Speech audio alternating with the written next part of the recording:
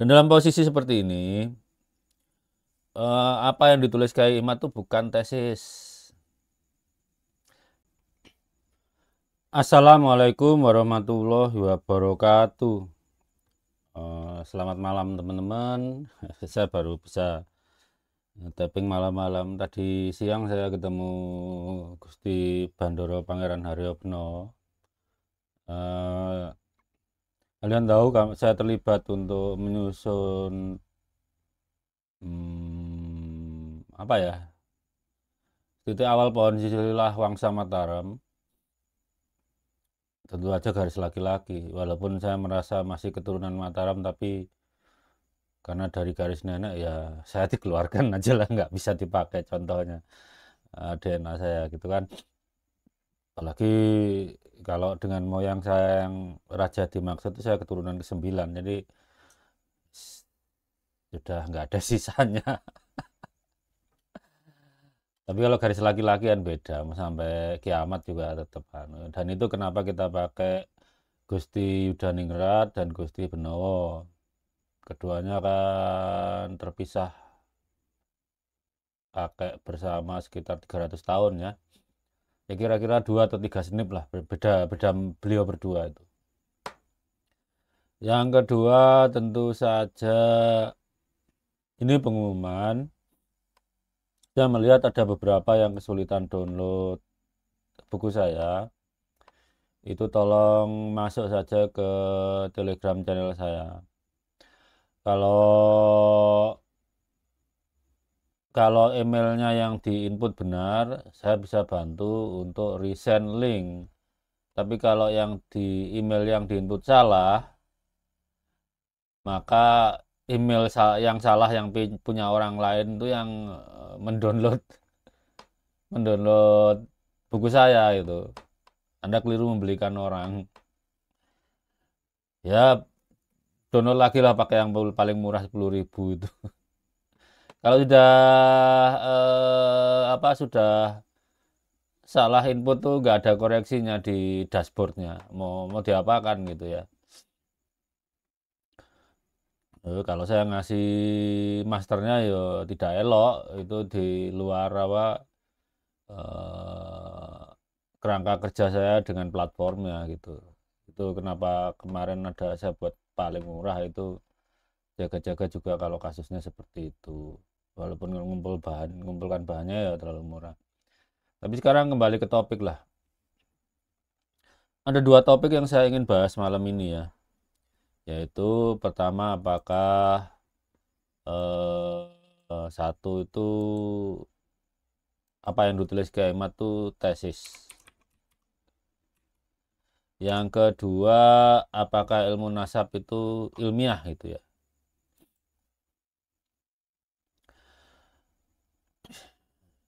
Gini, sering sekali Mukibin tuh menyerang Imat kalau tesis kapan diujinya gitu kan. Imat tuh udah S2, ngapain berulang-ulang bikin tesis. Eh, Allah ini menciptakan dunia memang berpasang-pasangan kok. Ada siang, ada malam, ada laki-laki, ada perempuan, ada manis, ada pahit, ada Mukibin dan ada Abaib.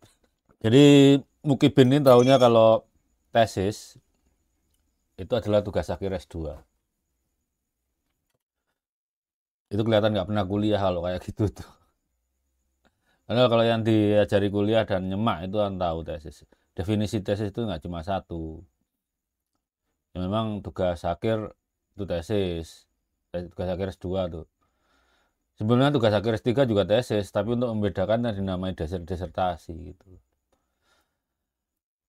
Dalam mungkin kita,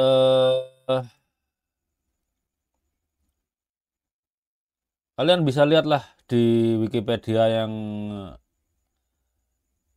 tesis disambiguation itu.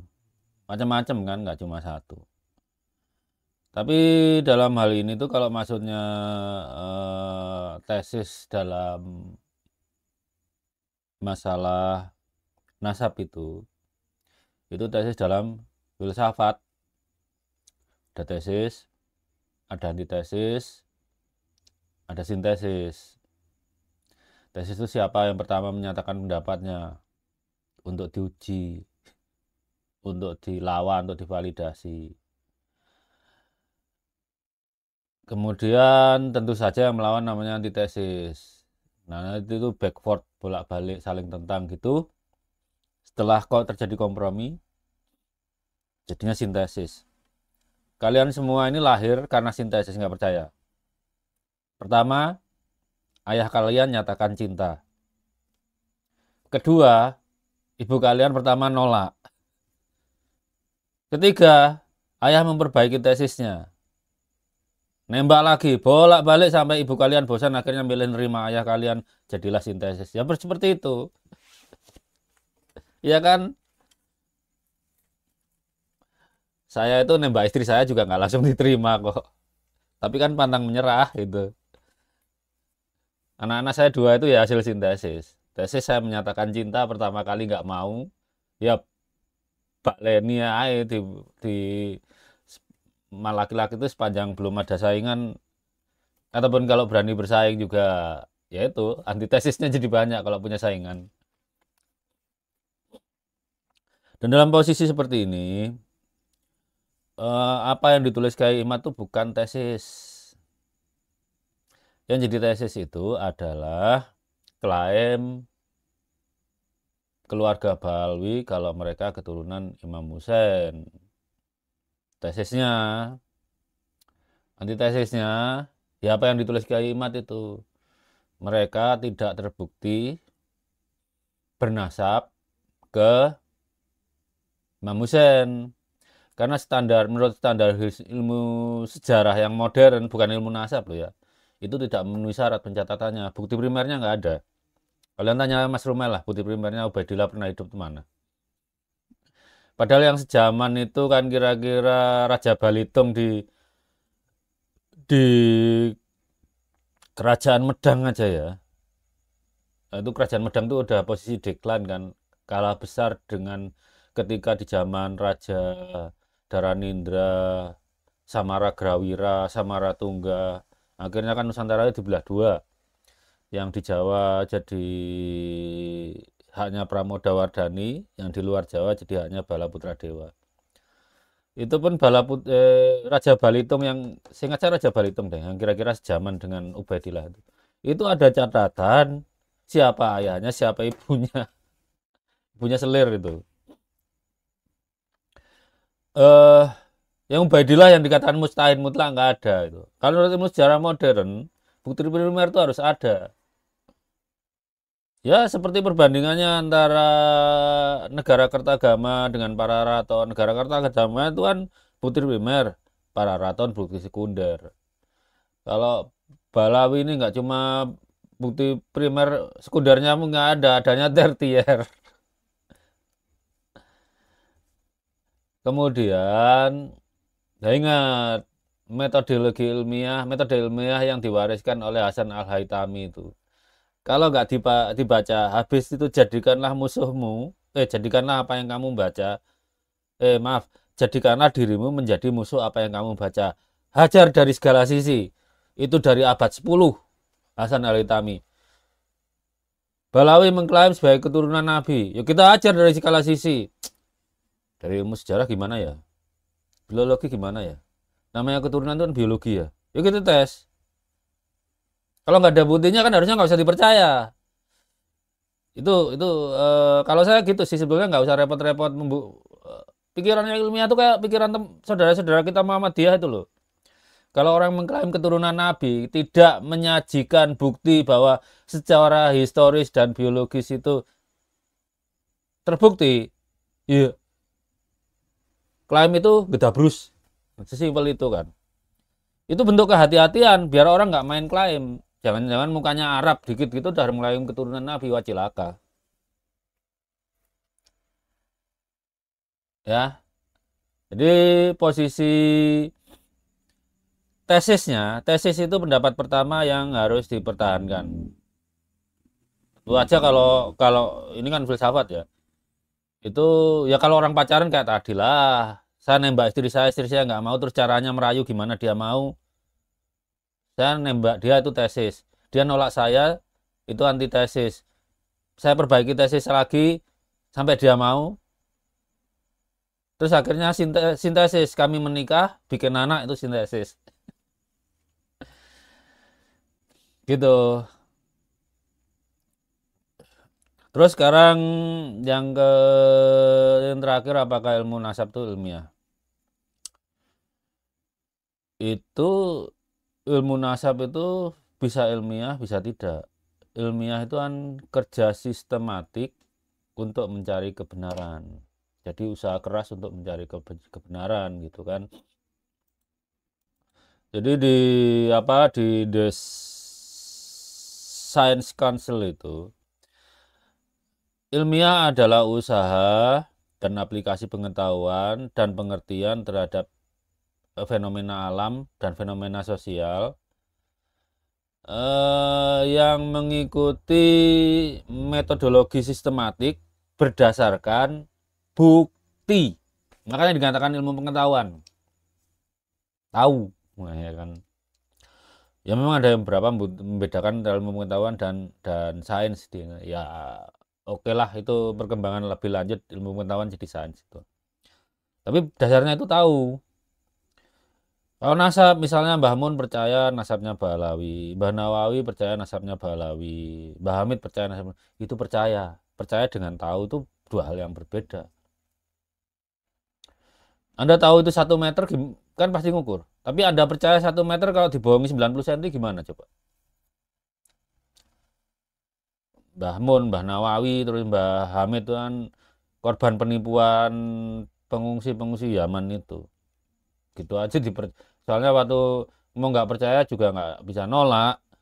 Karena ya ini celakanya, apa yang ditulis Hasan Al-Haytami itu tidak terawetkan dalam bahasa Arab. Yang tersimpan itu dalam bahasa Latin. Jadi Mbah Mun, Mbah Nawawi, terus siapa lagi? Mbah Hamid, ya nggak baca. Metode ilmiah itu nggak baca. Nah, kita kan enggak, kita harus berpikir lah, generasi lebih muda harus lebih maju dari sebelumnya. Masa ngikut orang tua dulu? Kalau ngikut orang tua dulu kita ya sakit masih ke dukun. Yang tanya sekarang ya ke dokter, ya kan? Pecah batu ginjal aja bisa pakai ultrasonik kok. Nggak perlu bedah perut. Cuma mahalnya itu yang nggak nahan. Jadi gini, kan udah dilihat nih. Ilmu nasab itu kalau mau menerima pembaruan, mau mengadopsi metode-metode ilmiah yang terbaru, mau diperbarui, ya jadi ilmiah. Tapi kalau nggak mau, ya jadi bangkai ilmu. Ilmu itu kalau nggak ada pembaruannya ya bangkai ilmu. Banyak loh ilmu di dunia ini yang lebih tua dari ilmu nasab. Ilmu kimia tuh tua banget. Tahu nggak fenomena kimia pertama yang kita amati dalam apa ya, dalam peradaban manusia? Ketika manusia mampu membuat api, itulah mereka mengenal ilmu kimia. Manusia pertama yang membuat api siapa? Homo erectus. Bukan Homo sapiens, Homo erectus. Ketika nenek moyang A00T, A0T, kan moyangnya ada Homo sapiens, Homo neanderthal sama Homo denisovan kan. Sebentar, saya ngopi lagi. Homo neanderthal ini udah mengenal lem. Jadi dari getah-getahan itu dicampur sehingga daya rekatnya meningkat, seperti kita bikin lem apa ya? Bikin lem yang lupa saya, yang cerahnya hardener, yang warna putih itu yang cerah itu resin, yang warna putih kalau kita bikin lem untuk komposit loh. Saya lupa namanya lah. Tanya anak kimia. Itu Homo neanderthal udah tahu, dicampur getah-getahan, dicampur apa gitu, dipakai jepit batu tajam, dijepit pakai kayu, dilem, diikat. Itu 40.000 tahun yang lalu. Itu ilmu kimia. makin generasi akurasinya diperbaiki, pengetahuannya ditambah, walaupun akhirnya juga buruk juga, bisa bikin bom kan, tapi selalu ada pembaruan. Ilmu kimia itu ilmu purba teman-teman, ilmu fisika juga ilmu purba, matematika ilmu purba. Tapi karena apa nggak dikatakan kuno? Karena selalu menerima pembaruan. Nah, ilmu nasab ini yang dipakai Robito Alawiyah, gunanya kan bukan untuk mencari kebenaran. Gunanya adalah untuk pembenaran nasab Alawi, bukan untuk mencari kebenaran. Untuk menyokong klaim mereka bahwa mereka keturunan Husain bin Ali bin Abi Thalib.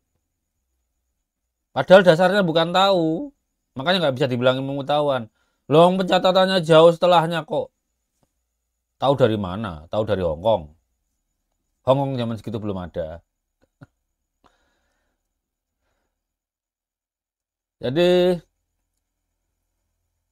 kalau ilmu nasab yang dimaksudkan Robito Alawi itu bukan ilmiah. Jauh dari ilmiah. Itu bukan usaha sistematik untuk membuktikan kebenaran berbasis bukti. Dan ini beberapa hari ini saya lihat konyol ya. Idrus Masyhur yang nggak tahu haplogrup G dengan nukleotida G itu mengatakan ilmu nasab itu tetap akan ada sampai kiamat. Jadi dia nyampur aduk antara ilmu nasab dan nasab. Ilmu hadis dan hadis itu dua hal yang berbeda kan. Ilmu nasab dan nasab itu dua hal yang berbeda. Nasab itu urusannya fikih, itu dicampur aduk. Idrus Masyhur sama Hafiz Alatas itu yang tahu saya, itu kebiasaan begitu. Nasab itu sepanjang orang Islam masih mengikuti satu madhab fikih untuk menikah, ya akan tetap ada. Tapi kalau ilmu nasab kan lain. Ilmu nasab itu ilmu membuktikan keturunan seorang. Kan maksudnya begitu. Ini dibikin di apa ya? Di Muhyiddin itu dibikin bingung Idrus Masyhur dan Hafiz Alatas itu. Muhyiddin dibuat tidak bisa membedakan antara nasab dan ilmu nasab. Itu dua hal yang berbeda. Nasab itu urusannya bagian dari ilmu fikih harusnya. Ilmu nasab ya ilmu untuk membuktikan nasab. Tapi sekali lagi, masuk kategori ilmu enggak ilmiah. Kasus apa? Kasus Ubaidillah itulah. Nama ibunya siapa? Ilmu nasab itu membuktikan, kan tujuannya ilmu DNA tidak bisa membuktikan, tidak bisa membedakan anak hasil nikah dengan anak zina gitu. Sekarang coba buktikan Ubaidillah itu dengan ilmu nasab bahwa Ubaidillah itu bukan anak zina, caranya gimana? Nama ibunya jangan ditulis, kapan akad nikahnya, kapan walinya, siapa saksinya. Terus untuk membuktikan Ubaidillah bukan anak hasil zina gimana? Padahal Ubaidillah itu haplogrupnya beda dengan Kohanim yang diteliti oleh Dr. Hemer itu. Kan di penelitian Dr. Hemer itu haplogrup klasternya kan cuma ada J1, J2, J2 itu ada 2, dan haplogrup R, nggak ada G. Jadi untuk membuktikan Ubaidillah itu bukan anak zina dengan cara ilmu nasab, bagaimana metodologinya coba. Jadi itu tadi, kalau metode ilmiah, artinya sesuatu yang ilmiah itu kan patuh dengan metodologi ilmiah gitu. Ya seperti yang diwariskan oleh Hasan Al-Haytami itu, yang dikagumi Newton, Huygens, terus Galileo Galilei, Kepler. Orang-orang besar ini bersanad ke Hasan Al-Haytami loh, bukan bersanad ke Fakih Muqaddam. Jadi bisa kita simpulkan ya, bahwa definisi tasis itu nggak cuma satu, bukan hanya sekedar tugas akhir anak S2. Saya nembak istri saya, mulai bicara itu ya tesis. Istri saya membantahin itu anti tesis. Maaf, pacar waktu dulu pacar. Jadi tesisnya sebenarnya adalah klaim Balawi sebagai keturunan Nabi. Kiai Mat itu menulis antitesisnya. Harusnya prosesnya back and forth gitu loh, saling saut tuh, saling membantah sampai terima kompromi. Tapi dengan dalam proses saling bantah itu kedua pihak harus mau menggunakan semua alat yang ada, semua ilmu, semua metodologi yang diperlukan untuk membuktikan tesis atau antitesisnya, seperti baris krim tuh kalau kerja. Tapi kan ini macet, yang punya tesis itu mau menangnya sendiri. Kalau saya simpel, nggak ada buktinya, nasab lo nggak brus gitu. Udah nggak usah bicara batal atau enggak, nasabnya nggak bisa dipercaya, nggak ada buktinya. Itu satu, jadi posisi posisi punya tesis itu adalah Fulan Balawi, KMA itu antitesis. Ya tinggal saut-sautan sampai terbentuk sintesis. Kedua, ilmu nasab itu ilmiah atau enggak? Kalau yang dipakai Robito Alawiyah enggak, karena enggak memenuhi kaidah ilmiah baik klasik atau modern. Kalau klasik kan kemarin saya sudah tulis itu. Profesor Hasan Al-Haytami itu kayak apa itu udah nulis. Itu nulisnya waktu di penjara loh itu. Ternyata dengan yang ditulis Profesor Hasan Al-Haytami itu kaidah nasabnya dan cara mempertahankannya Robito Alawiyah terhadap nasab mereka tuh nggak ilmiah blas. Apalagi kalau itu standar modern pakai metodologi pakai hal yang diatur seperti di filsafat ilmu itu. Jauh panggung daripada apinya di Madura, lihatnya di Australia sana. Jadi ilmu nasab itu bisa ilmiah kalau mau menerima pembaruan, sama dengan ilmu-ilmu lain, ilmu sejarah, ilmu tafsir, ilmu hadis, ilmu biologi, ilmu kimia. Tapi ilmu nasab ini kan statusnya mirip ilmu sihir sekarang, nggak ada pembaruannya, ya kan? Yes, gitu aja teman-teman. Nah, saya kembali ke kalau yang ada bermasalah dengan bukunya, sepanjang emailnya benar, saya bisa mengirim ulang linknya. Tapi kalau nggak benar, saya nggak bisa bantu mengembalikan juga eh, ya kesulitan karena udah ada bagi hasil dengan apa platformnya gitu. Ya beli aja yang paling murah kalau anu. Tapi tolong hati-hati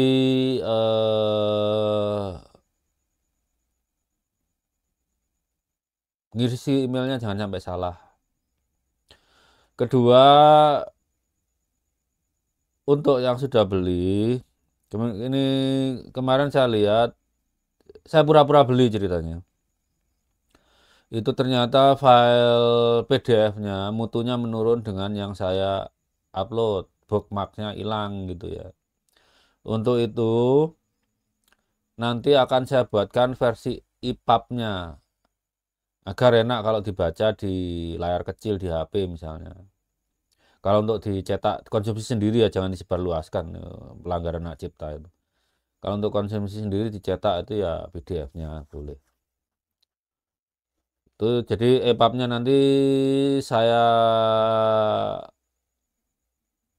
taruh di repo. Teman-teman tinggal klik link download yang waktu pembelian itu. Nanti akan diminta mengisi OTP oleh UTAS ya. Ya isi aja OTP-nya nanti terlihat itu apa ada file 2 nanti EPUB dengan PDF. Untuk file EPUB ini saya nggak menambah biaya kok. Untuk bantu teman-teman bacanya biar enak di layar kecil gitu aja. Dan teman-teman kalau mau mendapat update tentang konten-konten saya yang premium, silahkan bergabung di channel yang sudah saya buat, channel Telegram. Kalau channel WhatsApp udah terlalu riuh, nanti nggak kebaca. Kalau Telegram saya lumayan sepi. Mungkin berapa ini yang akan saya kerjakan tuh video book tentang memahami genetik genealogi. Kalau ditulis buku mungkin teman-teman malah bingung gitu ya. Ya udahlah, yang kerja pertama video dulu. Karena kalau dibikin buku itu ya percuma juga, itu standar lah, standar standar buku eh apa standar buku ya? Apa yang ditulis itu udah pengetahuan dasar lah. Semua yang belajar biologi sudah tahu. Tapi kalau dibuat video book kan ilustrasinya itu bisa lebih memudahkan teman-teman untuk mengerti. Dan kalau tes DNA kemana gitu? Ya saya buka tes DNA, tapi mungkin akhir tahun dan ternyata saya cukup kesulitan dengan teman-teman yang gaptek. Akhirnya kebuang kitnya kayak gitu. Akhirnya saya memutuskan nulis buku, nulis manual dulu yang lengkap, biar kalau ada apa-apa teman-teman bisa update sendiri. Itu teman-teman ya, cukup sudah entah berapa lama saya tadi ngalor ngidul. eh Kali lagi, apa yang ditulis Kiai Imad itu bukan tesis, tapi antitesis. Tesisnya ya dari klan Balwi itu, klaim mereka. Kedua, ilmu nasab itu mau dari standar ilmu abad 11, zaman asal Al-Haytami dulu ada, sampai sekarang ilmu nasab itu nggak ilmiah. Kalau mau ilmiah ya harus menerima pembaruan. Kalau sekarang ilmu nasab itu cuma pembenar klaim Balawi aja kok. Dan jadi alat sindikan nasab itu. Sindikat jadi alat sindikat nasab untuk menipu kita umat muslim yang sedang rindu-rindunya kepada Rasulullah. Itu ya.